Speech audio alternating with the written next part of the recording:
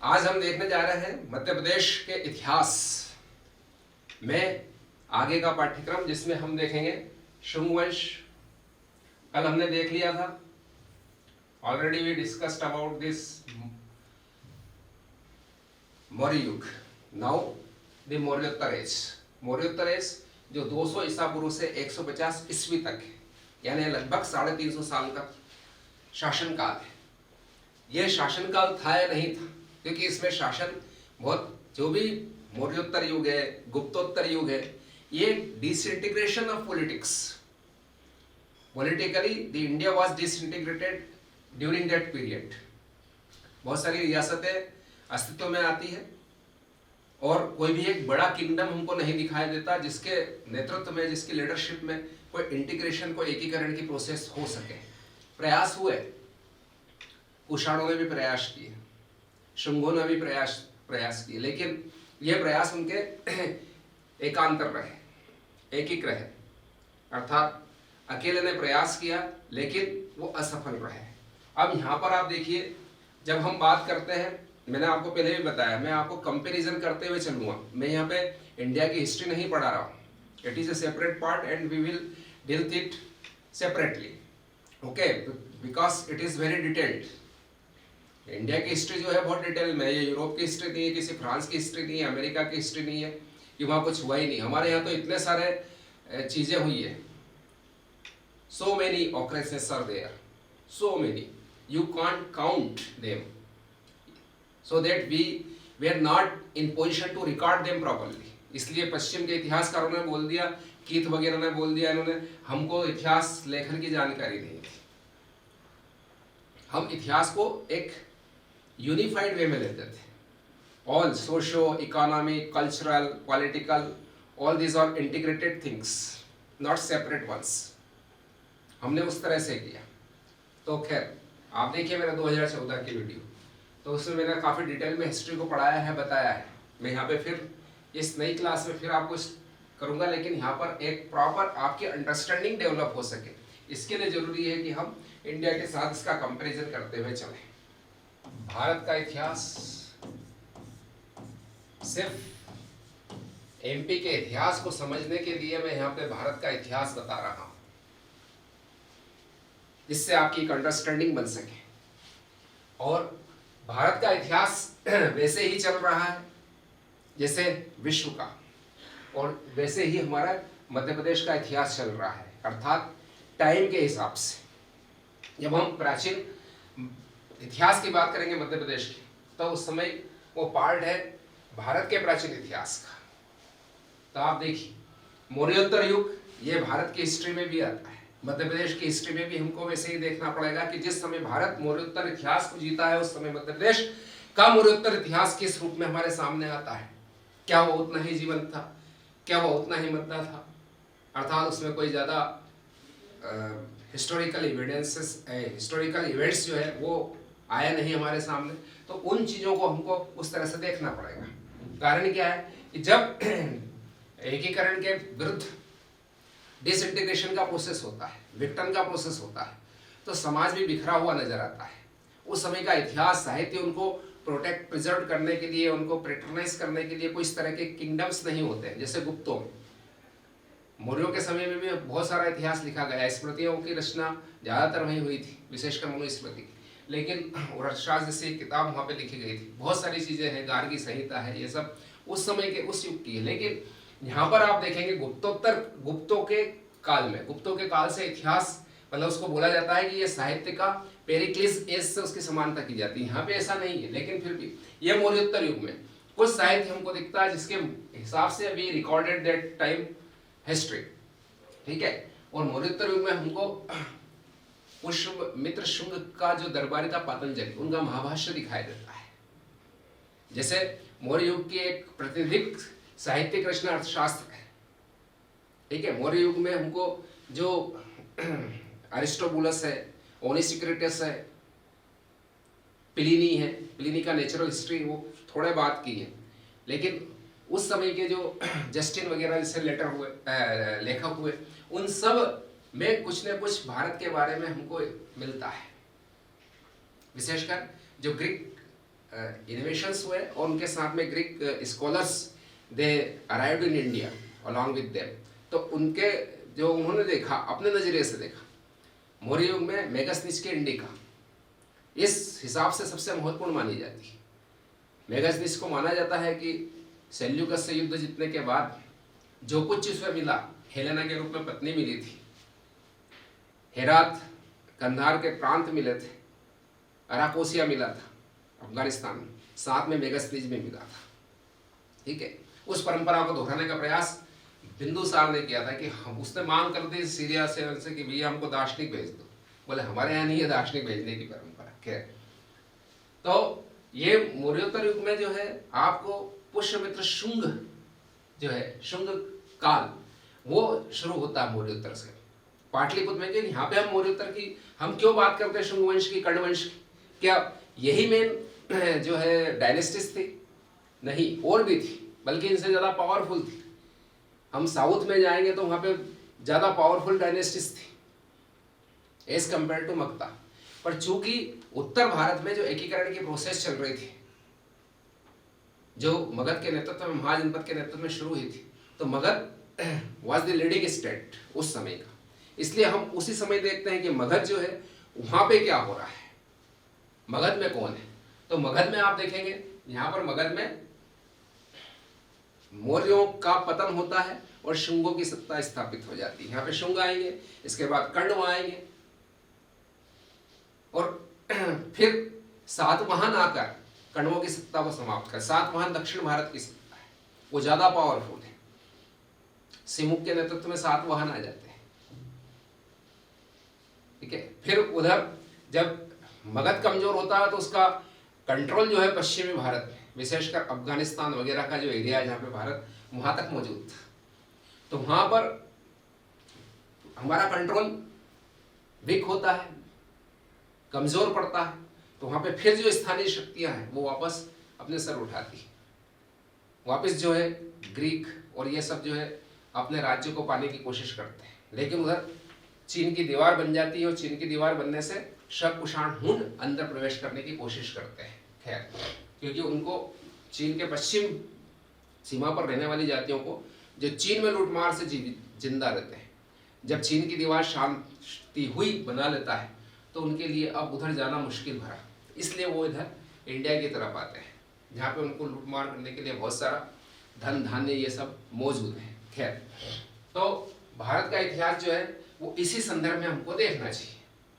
ठीक है, और इसी संदर्भ में हमको अब मध्य प्रदेश के इतिहास को पढ़ना चाहिए। तो आप देखिए, मौर्योत्तर युग में ये मौर्यों के समय अनेक नगर विकसित हुए थे। मैंने आपको बताया त्रिपुरी, महेश्वती, अवंती, विदिशा, भागीर। अब आप आगे चलिए, आहत सिक्के पंचमार्क इस समय की विशेषता है। हमको सिक्कों से समझ में आता है कि इकोनॉमी कैसे थी। अगर गोल्ड कॉइन्स ज़्यादा मिले जैसे गुप्तों के समय में, तो ये बहुत स्वर्ण युग था। ये नहीं कि स्वर्ण वगैरह स्वर्ण की मुद्राएं मिली, यानी ये इकोनॉमिकली बहुत प्रस्पिरियस था, बहुत ज़्यादा समृद्ध था। उसके सिक्के ज़्यादा, तांबे के सिक्के ज़्यादा, गोल्ड में तांबे की मिलावट जितनी बढ़ती जाएगी, यानी इकोनॉमी जो है इट इज थ्रेटनिंग, कहीं ना कहीं प्रॉब्लम है।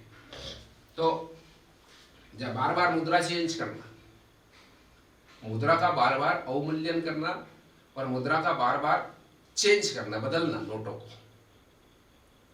ये क्या है आप विश्लेषण कीजिए। खैर, तो ये मौर्योत्तर युग में हम शुंग वंश स्थापित शुरुआत करते हैं। जैसे मैंने आपको बताया, भारत में भी शुंग वंश की स्थापना चलती है। शुंग जो है वो पाटलिपुत्र में बैठते हैं, राजधानी इनकी मेन पाटलिपुत्र होती है। पाटलिपुत्र इनकी राजधानी होती है, जहां पे शुंग वंश का पुष्यमित्र शुंग बहुत प्रतापी राजा माना जाता है। प्रतापी राजा इन द सेंस कि ये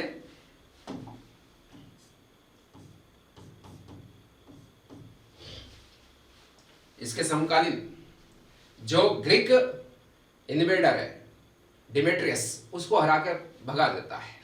डिमेट्रियस के सिक्के हमको बालाघाट से मिले हमारे यहाँ, तो उसको मार के भगाता है। और उस समय ऐसा माना जाता है कि जो इसका समकालीन एक राजा है कलिंग में, कलिंग में फिर एक राजा नया आ जाता है जो अपनी स्वतंत्र सत्ता स्थापित कर लेता है, उड़ीसा। कलिंग उड़ीसा का पुराना नाम है कलिंग। तो कलिंगा जो है वहां पर एक राजा दिखाई देता है खारवेल, जिसका हाथी गुम्फा भी लेके, ये याद रखिए हमारे यहाँ पे 2 उदयगिरी की गुफाएं मिलती है भारत में, महत्वपूर्ण रूप से 2 जगह उदयगिरी की गुफाएं मिलती है। एक उदयगिरी की गुफा विदिशा में मिलती है, एक उदयगिरी की गुफा जो है आपको उड़ीसा में मिलती है, भुवनेश्वर, पुरी के पास भुवनेश्वर। भुवनेश्वर में उदयगिरी हाथी गुम्फा, हाथी की शेप का जो है गुफा है, उसको हाथी गुम्फा बोलते हैं। उसके अंदर खारवेल के 13 वर्षों का इतिहास दर्ज है। एक लाइन ये, दूसरी लाइन ये, एक वर्ष की 2-2, 3-3 लाइन, इस तरह से उसका 13 वर्षों का इतिहास है। उसमें खारवेल को बहुत प्रतापी राजा बताया गया है। और एक उदयगिरी की गुफा कहाँ मिली है हमको? हमारे विदिशा में है। यहाँ पे जैन धर्म की मूर्तियां हैं, हिंदू धर्म की मूर्तियां हैं उदयगिरी की गुफाओं में। ये उदयगिरी गुफाएं जो है यह विदिशा के पर्वत में है, ठीक है, ये विंध्यन पर्वत में है और वहां पे कुमार पर्वत पे है। खैर, तो ये आपको फैक्ट्स कहीं पे ऐसा मिले कि भाई उदयगिरी की गुफा कहाँ है, तो आपको याद रखना चाहिए किस रेफरेंस में पूछा जा रहा है कि भाई इसमें तो ऑप्शन ही नहीं है, तो हमारे मध्य प्रदेश में, क्योंकि आप मध्य प्रदेश के, ठीक है। भारत के इतिहास को अपने मध्य प्रदेश के आउटसाइडर्स जो है वो देखेंगे कि अरे ये तो यहाँ पे है, इसमें ये क्यों दे दिया ऑप्शन। तो ये याद रखिए दोनों जगह पे है, जैसा क्वेश्चन पूछा जाए वैसा आपको option you have to choose. तो ये पुष्यमित्र शुंग ने अंतिम राजा बृहदत्त, जो मौर्यों का अंतिम राजा माना जाता था, बृहदत्त उसका सेनापति था। पुष्यमित्र शुंग ने सेनानी की उपाधि भी धारण की थी। ये सेनानी पुष्यमित्र शुंग डिमेट्रियस को हराता है, खारवेल के साथ में मित्रता करता है और पतंजलि का लेखक, महाभाष्य का लेखक पतंजलि, वो इनका राजपुरोहित होता है, जिसके नेतृत्व में ये 2 अश्वमेध यज्ञ करता, फिर से वैदिक परंपराओं की स्थापना की कोशिश करता। बुद्धों के समय, मौर्यों के समय जो बौद्ध धर्म को ज्यादा प्रसिद्ध दिया गया, माना जाता है कि पुष्यमित्र शुंग एक ब्राह्मण था और उसने उसके विरुद्ध प्रतिक्रिया की, वापस ब्राह्मणवाद को, वैदिक धर्म को स्थापित करने का उसने प्रयास किया। उस प्रयास में उसने न सिर्फ बृहदत्त को हराया, बृहदत्त को मारा उसने, जब वो सेना का निरीक्षण करने जाता है, ये इसका सेनापति होता है, उसका वध कर देता है, सेना को मतलब पूरे किंगडम को जो है ये ऑक्यूपाई कर लेता है।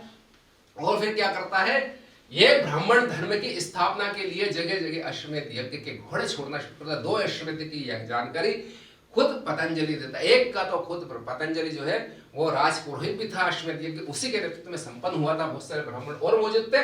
पुष्यमित्र शुंग मध्य प्रदेश में उन सब क्षेत्रों को देखना चाहता है, लेना चाहता है, जो कभी मौर्यों जो है मौर्यों का और मौर्यों के पहले मगध महाजनपद का हिस्सा थे। इस दिशा में वो उज्जैनी तक आता है, लेकिन वो विदिशा में शासन स्थापित कर लेता है। विदिशा, जिसका नाम, प्राचीन नाम जो है बेसनगर है, बेसनगरी यानी वैश्य नगरी मान लो आप, ठीक है, क्योंकि यहाँ पे वैश्य महादेवी से हुआ, अशोक ने किया था, अर्लियर आई टोल्ड यू। और बेसनगर, लेकिन मध्य युग में जब अलाउद्दीन खिलजी के आक्रमण हम देखेंगे उस समय इसका नाम भिलसा दिखाई देता है, यही भिलसा है, ठीक है। तो विदिशा वेत्रवती नदी से बहती, ठीक है, बेतवा नदी। तो विदिशा में ये शासन स्थापित करके यहाँ अग्निमित्र को बिठाता है। देखिए, मैंने आपको भारत के बारे में पुष्यमित्र शुंग का संक्षिप्त विवरण दे दिया, जिससे आपको एक अंडरस्टैंडिंग कंसेप्ट बने, लेकिन हमको आना कहाँ है? मध्य प्रदेश में। अब मध्य प्रदेश में आप देखिए, शुंग वंश आया, ये अग्निमित्र आया, और अग्निमित्र क्या कर रहा है? हमें शासन करते हुए विदिशा में अशोक को भी अपनी राजकुमारी मिलती है, अपनी मतलब बोलना चाहिए उस महारानी मिलती है, महादेवी। और अग्निमित्र तो वहां आकर मालविका के साथ प्रेम प्रसंग में पड़ जाता है। और अग्निमित्र के दरबार में भी कोई कालिदास हुए। अब कालिदास हो सकता 2-3 लोगों की उपाधि हो, एक यहाँ पे बैठे हो साहित्यकार जिनके, या कालिदास का संबंध इनसे हो, क्योंकि कालिदास, देखिए ये जो शुंग डायनेस्टी है ये 187 ईसा पूर्व से शुरू होती है और लगभग जो है 75 BC तक चलती है। ये 112 साल जो है ये शुंगों का शासन पाटलिपुत्र में रहता है और अग्निमित्र यहाँ पे शासन करते हुए दिखाई देते। इसके बाद में बहुत जो है अग्निमित्र और ये सब आएंगे, वसुमित्र, इस समय भी आक्रमण होता है। तो वसुमित्र जो है वो एक, ये भी याद रखिए, शुंगों का संस्थापक पुष्यमित्र है, पुष्यमित्र शुंग। और एक पुष्यमित्र जाति भी है जिसका विवरण हमको स्कंद गुप्त के अभिलेख में मिलेगा, भेटरी अभिलेख में। वो एक जाति अलग है, पुष्यमित्र जाति, वो पश्चिम में कहीं रहने वाली जाति है, उसका इतना रेफरेंस हमको मिलता है। खैर, तो यहाँ पुष्यमित्र शुंग एक व्यक्ति का नाम है। जैसे चंद्रगुप्त मौर्य, चंद्रगुप्त मौर्य चंद्रगुप्त नाम है और मौर्य उसका सरनेम है। लेकिन जब आप गुप्तों में आएंगे उनके 600 साल बाद में, तो यहाँ पे जो चंद्रगुप्त दिखाई देगा उसमें चंद्र उसका नाम है और गुप्त उसका सरनेम है। ठीक है, चंद्रगुप्त, ये जो भी घटोत्कच, चंद्रगुप्त और इस तरह से हमको मिलते जाएंगे। ठीक है ना, समुद्रगुप्त, चंद्रगुप्त द्वितीय मिलेगा, समुद्रगुप्त मिलेगा, ये सब हमको मिलते जाए, कुमार गुप्त मिलेगा, ये सब हमको, ये सब गुप्त सरनेम है उनका, वो वैश्य जनजाति। ठीक है, और यहाँ पे तो इनके बारे में, मौर्यों के बारे में अलग अलग, जस्टिन ने निम्न कुल का कहा, पुराणों ने उनको निम्न कुल का कहा, बौद्ध ग्रंथों ने उनको क्षत्रिय कहा, ऐसे अलग अलग विवरण हमको मिलते हैं मौर्यों के बारे में। खैर, यहाँ पे हम देखें तो यहाँ मालविका के साथ इसका प्रेम प्रसंग है। तो मालविका अग्निमित्र, यहाँ कालिदास जो है इसी को लेकर लिखते हैं, मालविका माल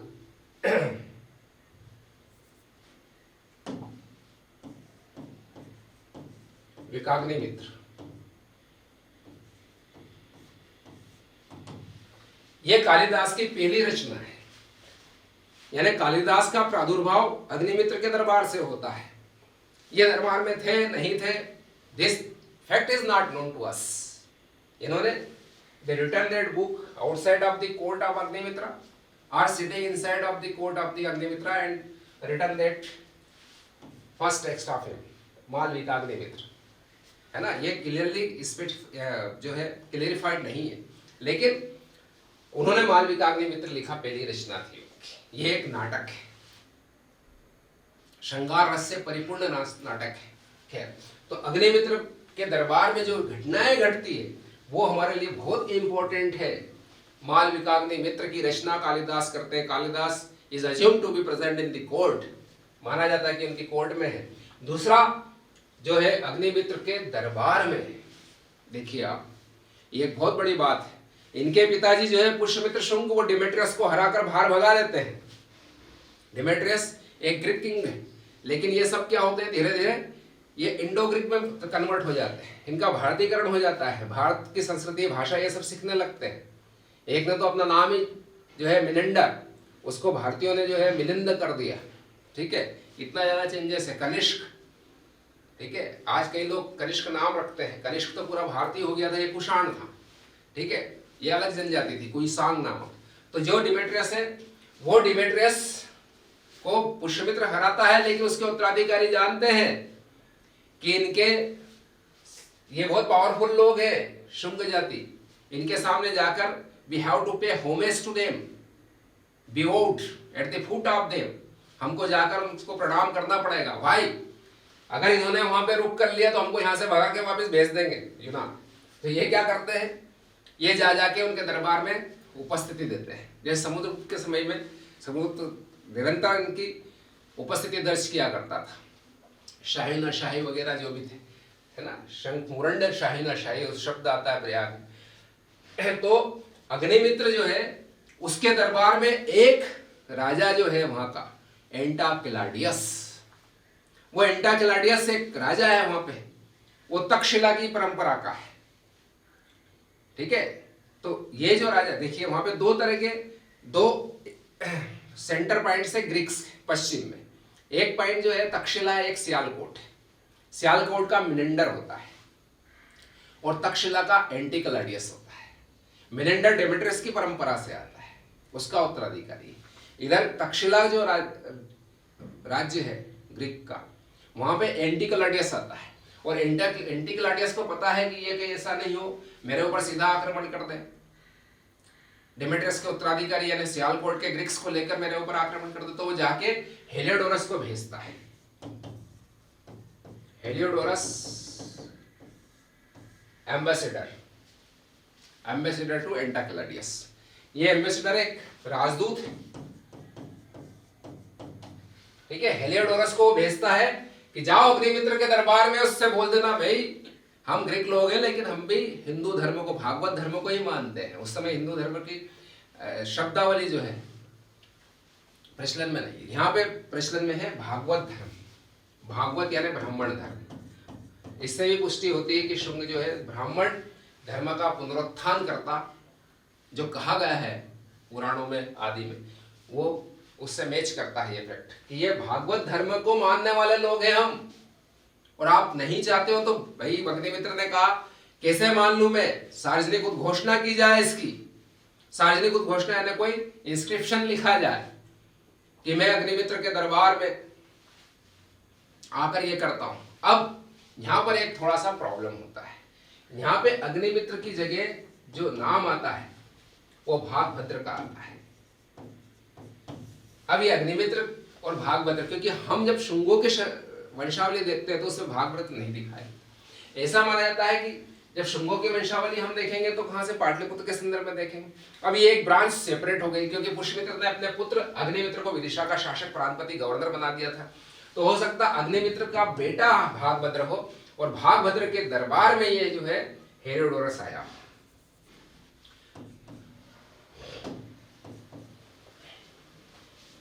तो ये भागभद्र के दरबार में हेरोडोरस आता है, तो ये भागभद्र ही अग्निमित्र था या कोई सेपरेट किंग था। This fact is not clarified till now. तो भागवत धर्म, ये हेरोडोरस आके बोलता है कि भाई मैं भागवत धर्म का अनुयायी हूं, इसके लिए वो यहीं पर विदिशा में यानी बेस नगर जिसका नाम है उस समय तत्कालीन परिप्रेक्ष्य बेस नगर में आकर वो एक गरुड़ स्तंभ, गरुड़ स्तंभ कोई ऐसा नाम नहीं है, गरुड़ स्तंभ, सारनाथ स्तंभ कोई नाम नहीं। एक्चुअल में सारनाथ में स्तंभ है तो सारनाथ स्तंभ। गरुड़ स्तंभ क्यों है? क्योंकि बेस नगर में इस स्तंभ के ऊपर गरुड़ की आकृति है, तो इसलिए गरुड़ स्तंभ। इसको वहां के लोग स्थानीय रूप से खंबा बाबा बोलते हैं। तो खंबा बाबा या गरुड़ स्तंभ वो उत्कीर्ण करवाता है। कौन करवाता है? हेलियोडोरस। और क्या कहता है? मेरे स्वामी और मैं क्या है? भागवत धर्म के अनुयायी है। We followed Bhagavad religion. Nothing else. Bhagavad religion is followed by me and my boss. मेरे स्वामी दोनों हम क्या करते हैं? भागवत धर्म की पूजा अर्चना करते हैं। ये उसने लिखा। तो ये फैक्ट्स जो है शुंगों के बारे में आपको याद रखना। एक फैक्ट शुंगों के बारे में ये याद रखना है, ये पुष्यमित्र शुंग ने किया, अग्निमित्र ने किया, नॉट नोन टू अस। ऐसा माना जाता है पुष्यमित्र शुंग ने ही, क्योंकि उसको यह माना गया बौद्ध धर्म का उत्पीड़न करता उसको कहा गया, बौद्धों का विनाश किया उसने ब्राह्मण धर्म के पुनरुत्थान के माध्यम से। खैर, लेकिन जो सांची स्तूप है जो अशोक ने बना दिया है,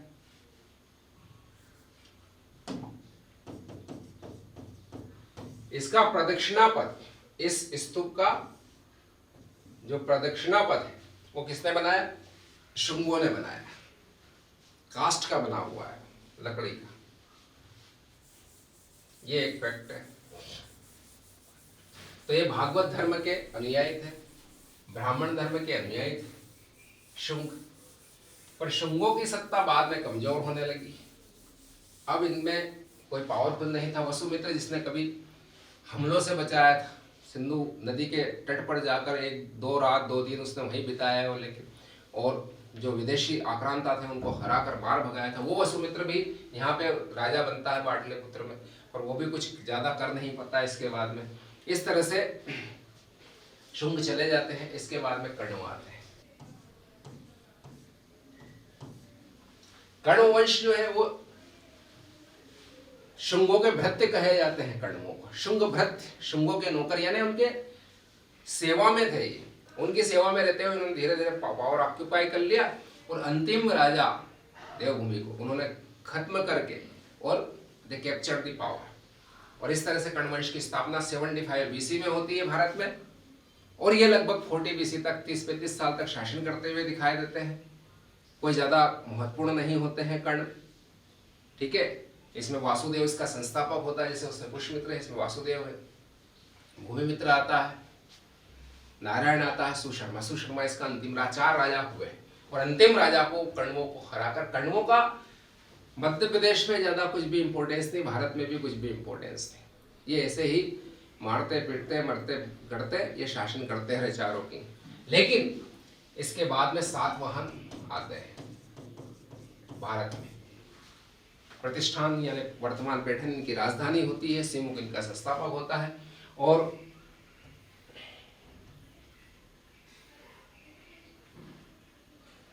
ये याद रखिएगा एक फैक्ट, ये ब्रह्मी लिपि में उत्कीर्ण है, ठीक है, जो खंबा बाबा गौरव स्तंभ है। और माना जाता है शुंगों ने सतवा जिले में एक विशाल स्तूप का निर्माण किया था, भरभूत। लेकिन कर्निंगम वगैरह इन्होंने जो खोजा था उनका ये अनुमान है कि ये ज्यादा पुराना, सांची से भी ज्यादा पुराना है। तो अशोक को ही उसका क्रेडिट दिया जाता है, ठीक है। अब इनके देखिए आप, इसके अवशेष यानी भरभूत, क्योंकि ये पूरा डिस्ट्रॉयड फॉर्म में मिला है, खंडर मिले हैं इसके। तो इनके अवशेष कहाँ सुरक्षित है? यहाँ पे रामवन वगैरह जो वहाँ पे छतरपुर जिले में ही है, सतना जिले में है सॉरी, और कोलकाता में बहुत बड़ा संग्रहालय है, म्यूजियम है वहाँ पर, है ना, प्रयाग का संग्रहालय, वहाँ पे इनके अलग अलग, कहीं पे वेस्टिंग रखी है, कहीं पे कोई पार्ट रखा हुआ, इस तरह से। अब देखिए आप, ये मैं आपको बता चुका हूँ।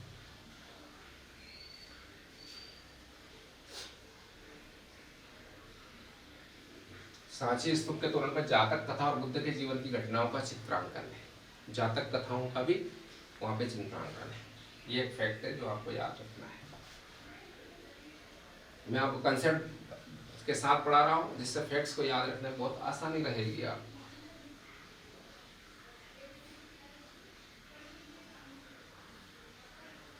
एक फैक्ट है कि भंडारकर ने बेसनगर का उत्खनन करवाया था, कुछ मिल जाए नीचे से, ठीक है। खंबा बाबा जो है वो तो वैसे ही है, सामने प्रत्यक्ष है। ये सातवाहन वर्ष, ठीक है। अब ये सातवाहन जो है, इनका जो कनेक्शन है मध्य प्रदेश से, वो फिर से मिलना शुरू होता है। कण्वों के दौरान नहीं मिलता है, Kanva has no presence in MP during that period. Okay, now ये देखिए आप, अब ये एक बहुत बड़ी बात है कि जब सातवाहन दक्षिण भारत में प्रतिष्ठान को लेकर अपनी पावर को मजबूत करने का प्रयास करते हैं, उस समय उधर ग्रीक सत्ता जो है वो समाप्त होने लगती है। थोड़ा सा मैं आउटलाइन यहाँ पे दूंगा भारत के इतिहास का, जिससे आपको समझ में आए ये हो क्या रहा था उस समय। आप देखिए, जब हम भारत बहुत अखंड भारत उस समय, ठीक है, बहुत बड़ा भारत था हमारा। अब ये जो चाइना था, चाइना में शांति हुई ने एक दीवार बनेगी, चीन की दीवार, अंतरिक्ष से पृथ्वी पर दिखने वाली मानव निर्मित कोई आकृति। प्राकृतिक आकृति तो बहुत दिखेगी आपको अंतरिक्ष से, समुद्र भी दिख जाएगा, लेकिन मानव निर्मित आकृति जो अंतरिक्ष से दिखती है वो यही दीवार है, चीन की दीवार। इतनी बड़ी लंबी और चौड़ी दीवार है, ठीक है। तो शांति हुई ने यहाँ पे क्या है, शक, कुषाण और हूण, ये जातियां यहाँ पे रहती थी। और ये क्या करते थे, एक दूसरे के ऊपर भी आक्रमण करते थे। शक, कुषाण, हूण एक दूसरे के ऊपर आक्रमण करते थे। ये इस पे दबाव बनाएगा, ये इस पे दबाव बनाएगा, और हूण फिर इधर आके घुसते थे और यहाँ से अपना सब कुछ बटोर के वापिस चले जाते थे। जो बटोर के ले जाते थे, कुषाण उसमें से हिस्सा ले लेते थे, कुषाण जो ले जाते थे उसमें से शक कुछ हिस्सा ले लेते थे। ये सब खूंखार जातियां मानी जाती थी, चीन के पश्चिम में रहने वाली। इनके खतरों से निपटने के लिए ही ये इतनी बड़ी संरचना निर्मित की गई थी, शांति हुई द्वारा। अशोक के शासनकाल की घटना है जब ये दीवार बनना शुरू हुई थी। और जब ये दीवार बन गई तो फिर इन लोगों ने क्या किया, इधर के बजाय इन्होंने इधर दबाव बनाना शुरू किया। हूण जिन्होंने कुषाणों के ऊपर दबाव बनाया, कुषाणों ने शकों पे दबाव बनाया, शक सबसे कमजोर हो गए और वो अंदर घुसना शुरू हुआ। अफगानिस्तान में आए, शक द्वीप बनाया उन्होंने, सिंधु घाटी नदी को इन्होंने शक द्वीप की संज्ञा दी है इतिहासकारों ने, वहां के पुराने इतिहासकारों के रेफरेंस है। शक द्वीप यानी शकों ने ही, शक आइलैंड बन गया है ना, शकों ने ही वहां पे अपना साम्राज्य स्थापित कर लिया। शक यहाँ पे आ गए, अफगानिस्तान के समय आ गए। अब कुषाण जो है उन्होंने कहा भाई हम कहाँ जाए अपने भरण पोषण के लिए, तो उन्होंने शकों से ये सत्ता छीनना शुरू की। तो शक जो है फिर नीचे की तरफ आए, और शक जब नीचे आया तो उन्होंने यहाँ पे सिंधु नदी से लेके पंजाब, मथुरा, उज्जैनी तक अपना साम्राज्य स्थापित कर लिया। और छत्र प्रणाली थी, chhatra is a system of ruling, ठीक है, that was prevalent under Shaka dynasty. Basically they invented Kshatrap system. इसमें एक महाक्षत्रप जो है वो तो सिंधु नदी में ही सिंधु घाटी, सिंधु आइलैंड में बैठता था महाक्षत्रप, लेकिन इनके अलग अलग क्षत्रप बैठते थे शकों के। पंजाब, मथुरा, ठीक है, उज्जैन, नासिक, ये 4 क्षत्रप सिस्टम थे, और इन्होंने इस तरह से सिस्टम एक पूरा सर्कल पूरा कर लिया था। और दे वर गवर्न बाय द महाक्षत्रप, लेकिन बाद में इनका आपस में संबंध खत्म हो गया। जैसे छत्रपति का शिवाजी पेशवा लोगों से संबंध खत्म हो गया था, बाद सब पेशवा अपने अपने मतलब पेशवा जो है उसने अपने साम्राज्य का बंटवारा कर दिया, और होलकर, सिंधिया, गायकवाड़, भोसले इन्होंने अपने अपने क्षेत्र में स्वतंत्र शासक बन गए थे। तो ऐसे ही यहाँ पे हुआ, ठीक है। अब ये जो थे शक, इन्होंने ये राज्य स्थापित कर लिया था। तो ये उज्जैनी जो है वो हमारे मध्य प्रदेश में, और उज्जैनी का जो है वो सबसे बाद में क्षत्रप शासन यहाँ स्थापित हुआ, लेकिन सबसे अंतिम समय तक बने रहने वाला शक राज्य वो भी उज्जैनी था। सबसे पहले भी, सबसे अंतिम समय में यहाँ आए ऐसे, और सबसे अंतिम समय तक बने भी उज्जैन में रहे। चंद्रगुप्त विक्रमादित्य ने शकों की सत्ता का उन्मूलन किया था। सांची में एक अभिलेख है जिसमें लिखा, सांची का अभिलेख, अशोक का अभिलेख, उसी में नीचे लिखा हुआ है बाद में चंद्रगुप्त विक्रमादित्य के समय किस तरह शकों के विरुद्ध एक बहुत बड़े अभियान पर वो आया था। उसका सेनापति जो है वो उसके आम्रकादेव वो साथ में था, शिखर साहब स्वामी वो साथ में था, उन्होंने सब लिखा है, ये वर्णन है उसमें। तो आप देखिए, ये जब यहाँ पर शकों की सत्ता स्थापित होती है, चस्टन, यशोमिति, ये प्रारंभिक शासक है, ठीक है। जो चस्टन जो होता है एक्चुअली पंजाब की तरफ से उज्जैन पे आक्रमण करता है, यहाँ पे हो जाता है, लेकिन यशोमितिक यहाँ पे दिखाई देता है। इसके बाद में हमको जो यहाँ से एक प्रतापी राजा दिखाई देता है वो रुद्रदामन दिखाई देता है। सबसे प्रतापी राजा, पूरे शकों में सबसे ज्यादा प्रतापी रुद्रदामन हुआ। संस्कृत का विद्वान है, संस्कृत पंडित है, यानी महाज्ञानी है संस्कृत। देखिए आप, नाम भी आपको रुद्र है ना, भगवान शिव का एक नाम है रुद्र। तो इस तरह से इनका पूरा भारतीकरण हो चुका होता है। और रुद्रदमन जो है, गिरनार अभिलेख में इसकी बहुत सारी इंफॉर्मेशन है। गिरनार इंस्क्रिप्शन जो जूनागढ़ में है, वर्तमान जूनागढ़ गुजरात, ये वही जूनागढ़ है जहाँ पर जो मुस्लिम शासक था नवाब, उसने भारत में मिलने से इनकार करके पाकिस्तान में जाने की कोशिश की थी। वल्लभ भाई पटेल ने इसके दिमाग को सही साट किया था।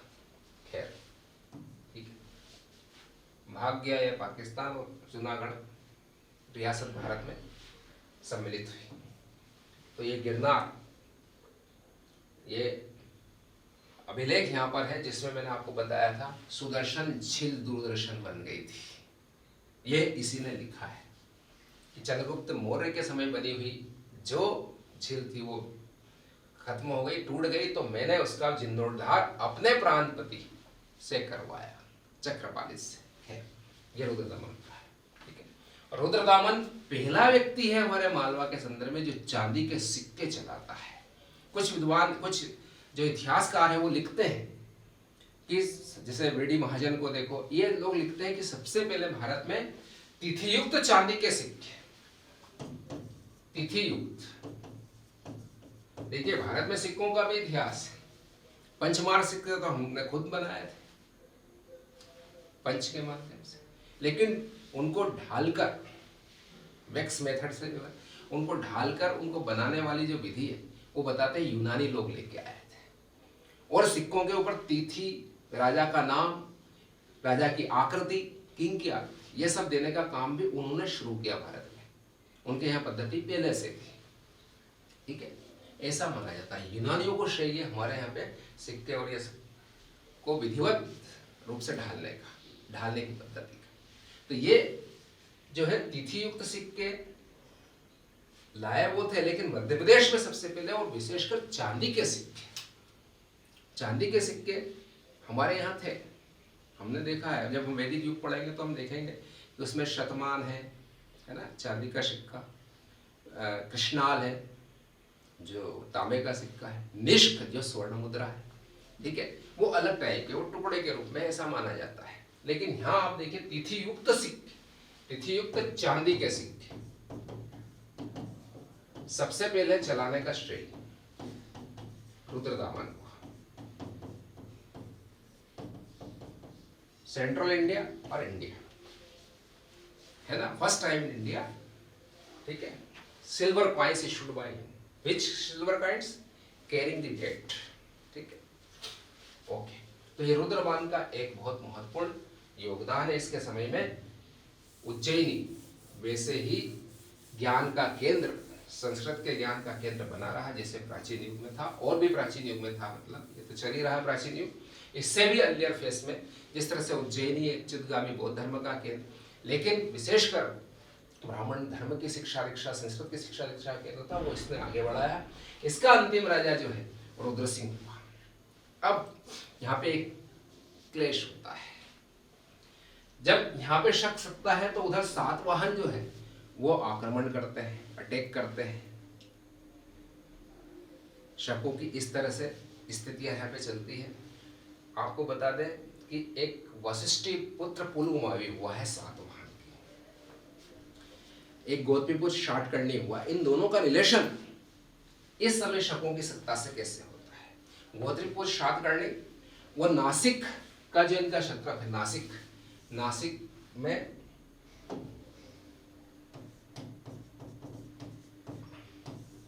नासिक पे अटैक करता है, और नासिक में नेहपान यहाँ का एक किंग होता है, नेहपान, ये भी बहुत पावरफुल किंग है। लेकिन वशिष्ठ जो गौतमीपुत्र शातकर्णी है, और ज्यादा शातकर्णी उनकी उपाधि है। गौतमीपुत्र यानी गौतमी माता, गौतमी का पुत्र, क्योंकि ये वहां पे किसको बताता है? मातृसत्तात्मक, है ना, पेट्रिकिकल नहीं, मेट्रिकिकल डायनेस्टी को दिखाता है। वहां पे सब गौतमीपुत्र, वाशिष्ठी पुत्र, माँ का नाम पहले चलाते हैं, माँ का पुत्र हूं मैं, माँ को ज्यादा सम्मान है। माँ को तो यूं भी हमारे हिंदुस्तान में सबसे ज्यादा महत्व दिया गया है, स्त्री को सबसे ज्यादा महत्व दिया, वैदिक काल में अपाला, घोषा, शशिगार, कात्यायनी, ठीक है। मध्य युग में जब कुरीतियां आ गई, उनको हमने बोल दिया हमारे यहाँ नारी का सम्मान नहीं। मध्य युग की कुरीतियों से बचाने के लिए कुछ उस समय की तात्कालिक व्यवस्था आ गई थी, अब उनको हटाना जरूरी है। घूंघट हमारे यहाँ नहीं रहा, पर्दा प्रथा हमारे यहाँ नहीं थी। हमारी महिलाओं को प्रोटेक्ट कर, सेफगार्ड करने के लिए उस समय हमने ये सोच लिया था। बाल विवाह नहीं था, मुस्लिम आक्रांता बच्चों को, महिलाओं को उठा ले जाते थे। हमने उसी समय क्या किया, उनको विवाहित कि भैया अभी से हम संबंध कर दिए। गोना बाद में होता था, व्यस्का अवस्था में, लेकिन शादी पहले ही कर देते थे। तो ये उस समय का एक सेफगार्ड था। यद्यपि अब उसकी कोई जरूरत नहीं है, उस समय की तात्कालिक व्यवस्था थी। फिर उस समय भक्ति काल के संतों ने उठाया मसला, बाल विवाह के विरुद्ध उठाया, घूंघट प्रथा के विरुद्ध उठाया। खैर, तो जो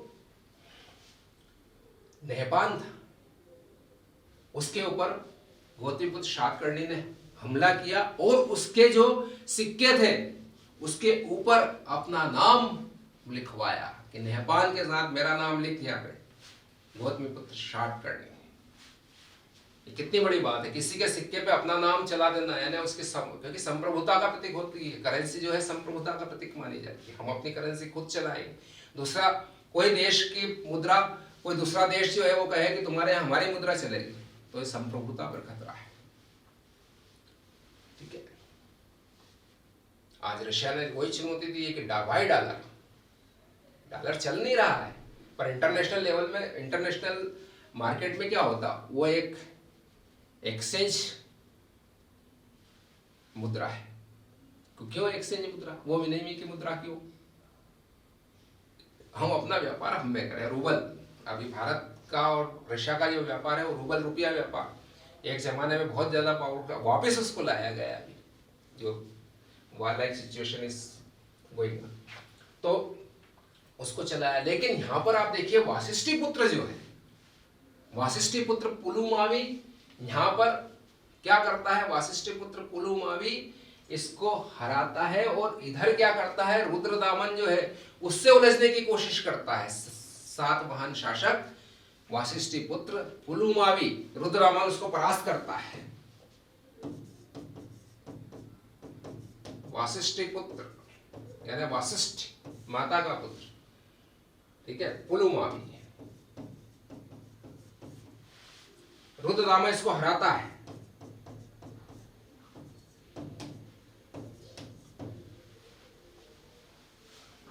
बाद में देखता है अच्छा गुण संपन्न लड़का है, अपनी पुत्री का विवाह इससे कर देता है,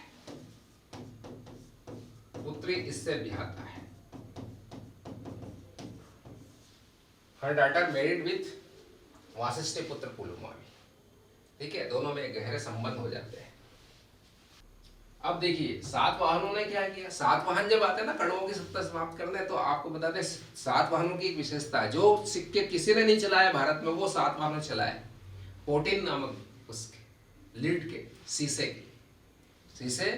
लीड के और पोटिन के, इन दो धातुओं के सिक्के कौन चलाता है, सातवाहन चलाते हैं।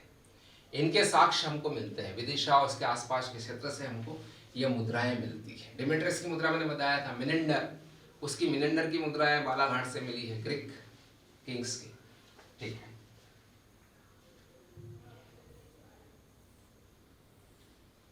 सातवाहनों ने भारत के संदर्भ में पहले, सबसे पहले भूमिदान की प्रथा, अग्रहार के नाम से सातवाहन लाए थे। गुप्तों ने सबसे ज्यादा भूमिदान दिए। भूमिदान, अग्रहार या दान दी गई भूमि वो भूमि थी जिसपे सरकार अपना कर लेना छोड़ देती थी, कर का अधिकार त्याग देती थी, ऐसी भूमि थी अग्रहार, ठीक है। और इसको ही कुषाणों ने भी अक्षय निवि के नाम से चलाया था, ठीक है। जब अलाउद्दीन आएगा मध्य युग में, वो बहुत सारी जमीन जो वक्फ के नाम से दी गई थी सुल्तानों के द्वारा, तो अलाउद्दीन खिलजी उन जमीनों को वापस ले लेता है, खुद मुकद्दम मार्ग से वापस ले लेता है, ठीक है। बिना कर वाली भूमि को वापस लेके खालसा कर देता है, यानी राजकीय भूमि में कन्वर्ट, देखेंगे उसको। ये देखिए रोमन शासकों के सिक्के, रोमन शासक रोमन, ठीक है, कहाँ के, यूरोप के, इटली के, तो ये इनके सिक्के भी हमको मिले, यानी इनसे व्यापार होता था। औरा मध्य प्रदेश मैंने बताया था कि आपको ताम्र पाषाण कालीन एक रही है, उस समय मंदसौर का नाम दशपुर हुआ करता था।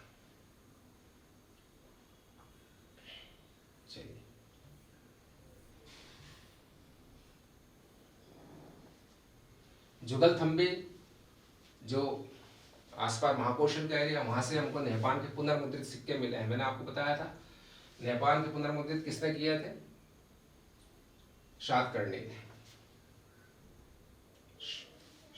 शिवपुरी से भी मिले हैं।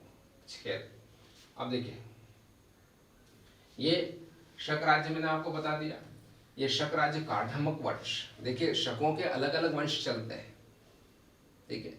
जो कार्धक वंश है ये कहाँ का है, उज्जैनी का है, अलग अलग वंश है। यहाँ पे कार्धक वंश, छेरात वंश है नासिक का, ऐसे कार्धमक वंश उज्जैनी में बैठता है।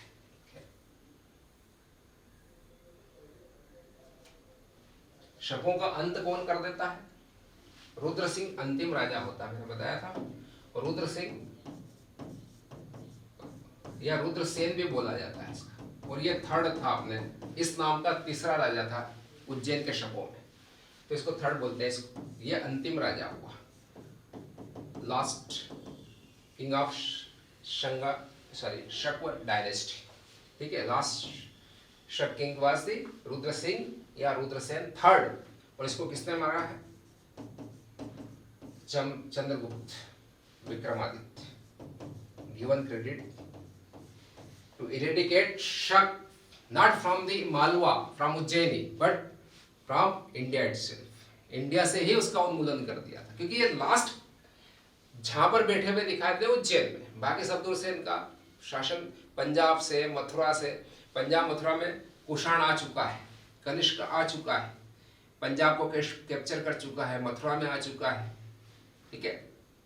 यहाँ नासिक जो है इनका सातवाहनों ने नष्ट कर दिया है। तो इस प्रकार से सिर्फ उज्जैन ही इनका बचा रहता है, और उज्जैनी से गुप्तों का उधर से फिर से उदय होना शुरू हो जाता है। गुप्तों मतलब मगध का उदय होना शुरू हो जाता है गुप्तों के नेतृत्व। आदि राज आते हैं श्रीगुप्त, और इसके बाद में जो है चंद्रगुप्त प्रथम आता है, फिर समुद्रगुप्त और उसका बेटा चंद्रगुप्त द्वितीय, और चंद्रगुप्त द्वितीय महान राज्य के, महान साम्राज्य की स्थापना करता है, उज्जैनी को अपनी दूसरी राजधानी बनाता है। खैर, तो ये हमने शकों को देखा।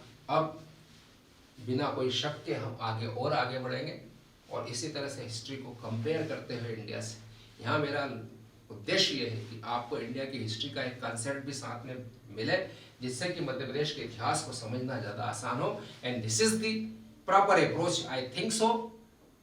अगर मेरे ज्ञान की भी सीमा है, बुद्धि की भी सीमा है, फिर भी मैं समझता हूँ कि कैसे हिस्ट्री को पढ़ना चाहिए, एक क्रोनोलॉजिकल ऑर्डर में पढ़ना चाहिए। और अगर आप किसी रीजनल हिस्ट्री को पढ़ रहे हैं तो किसी व्यापक हिस्ट्री के संदर्भ में पढ़ना चाहिए, उसके फैक्ट से कोरोबोरेट करते हुए पढ़ना चाहिए, जिससे आपको उसको याद रखना आसान हो। क्योंकि हमेशा याद रखिए, दो डाटा कंपेयर, वो अगर आप याद रखने की कोशिश करेंगे, ज़्यादा अच्छी तरह से स्थायी रूप से याद रहेंगे। सिंगल डाटा जो है वो कम टिकाऊ होता है, किसी के रेफरेंस में कोई डाटा वो ज़्यादा टिकाऊ होता है, ठीक है।